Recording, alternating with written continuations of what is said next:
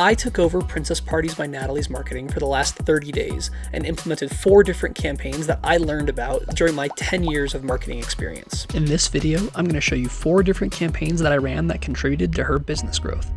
Stick around and I'll show you how I did it.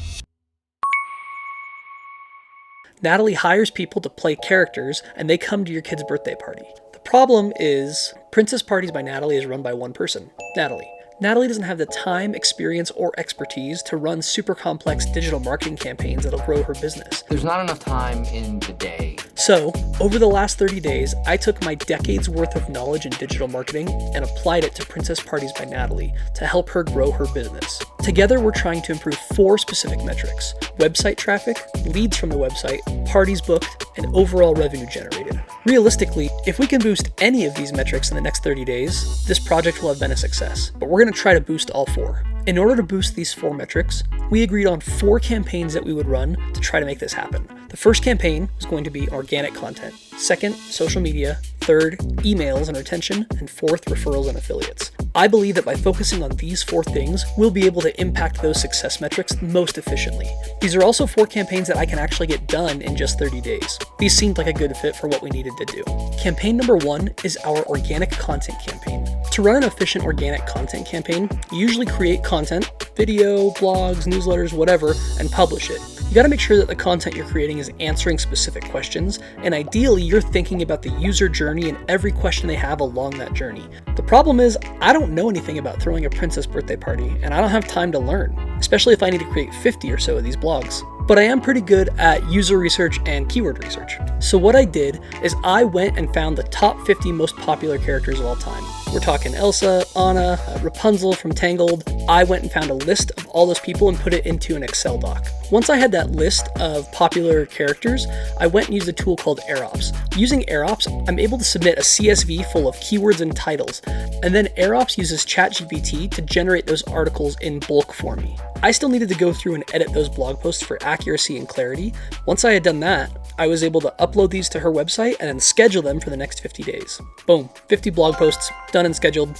Have a nice day. The next campaign is our social media campaign. As Natalie and I got together and thought about who her target audience is and where they live, we realized that her business needed to be posting more on Instagram in order to get in front of people.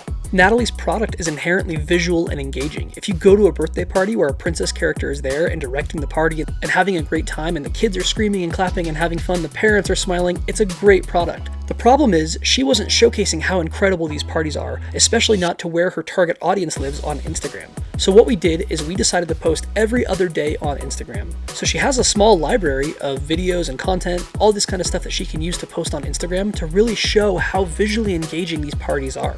By posting every other day, she got some awesome results. The parties that Natalie and her characters throw are awesome, but her customers only need her services once a year, maybe twice if you have a couple of kids. What happens then is that once a party's happened, Princess Parties by Natalie is basically totally forgotten until next year, if they remember to book next year.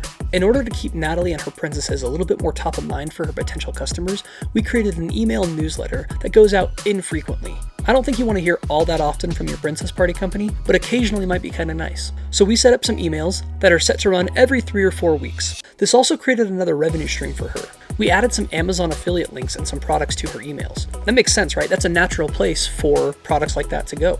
If this is an email about how to throw an Elsa birthday party, it makes sense to show cake decorations and party decorations and maybe even a princess costume that you can buy. And all those can be affiliate links and can generate some extra revenue for Natalie and her business. These emails were scheduled and launched and saw some good results. The nature of Princess Parties by Natalie's business is based on what's called a viral growth loop or a word of mouth loop. So the more parties that Natalie throws, the more parties she gets because more and more people attend her parties. So she has a viral flywheel loop that continues to grow and grow and grow. The problem with a loop like that is if she goes any period of time without booking parties, that flywheel all but totally stops. By looking at her data, I can see that over the years, December and January are very low months for her. This means that in December, her flywheel effectively stops and she has to restart it in January and February. So we were looking for ways to jumpstart that flywheel and to make that happen a little faster. So here's what we did. We created a referral program or an affiliate program for her princesses. Each princess gets a QR code that they can take a picture of on their phone or put onto a business card.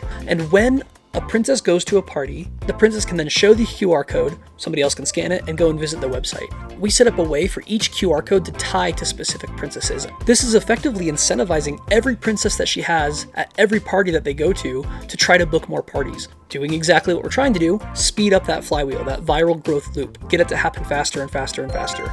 In the end, we saw some incredible results. I spent 30 days working with Natalie to implement 4 different campaigns to try to boost and grow her business. Comparing January of 2024 to December of 2023, Natalie saw a 74% increase in website traffic. That is enormous. Even though that number is a little bit inflated because December is slow and January was spinning back up, comparing January of 2024 to the average number of website visitors of all 2023, we still saw a 33% increase in traffic. So absolutely, we drove more traffic to her website, resounding success. Comparing January of 2024 to December of 2023, we saw a 110% increase in form submissions. That is enormous. But again, slightly inflated. December is low, January is high. Let's compare to the last 12 months to get a better average. Comparing January of 2024 to the averages of 2023, we still saw a 13% increase in lead submissions on her website. So now for our other important metrics, parties booked and revenue generated. Comparing January of 2024 to the average parties booked per month in 23 and revenue generated per month in 2023, we saw a 14% increase in parties booked and in revenue generated. That makes sense. These numbers are derived from each other, so the increase is going to be about the same. But overall, it's a huge success. 33% increase in web traffic, 13% increase in leads, and 14% increase in conversions and revenue generated. In just 30 days, we were able to drive pretty significant impact to her business. End all be all, we increased her revenue by 14% month over month. That's incredible. So what did we learn? Organic and social absolutely contributed to a huge increase in website traffic, and it didn't take very much effort on our end. Natalie posted like 16 videos in the month of January, and I posted and scheduled 50 blog posts. Both of those efforts drove a 33% increase to website traffic. That's huge. The newsletter, jury's still out. I think it'll work, but we're kind of just waiting at this point. I think all 4 of those campaigns contributed in their own way to restarting this flywheel and to getting it moving faster and faster. But the biggest contributor was far and away the organic content. Another big takeaway was diving into the data to try to understand what was working and what was not. Google Organic absolutely was. We doubled down on that and saw a huge uptick in organic traffic and leads and eventually revenue, all from just focusing on the one thing that was working and ditching the things that weren't. So that's another big takeaway. For all those other small businesses out there trying to figure out what's working, what's not, try to figure out ways that you can track, is this working, is this not working? And once you figure that out, double down on the thing that is working and totally abandon the other things that aren't. There's no reason to focus on the things that aren't. You should focus all your energy on the things that are. I don't really know how to end this, so thanks for watching. Subscribe if you like this, leave a comment, subscribe, any of that kind of stuff. I'll take it.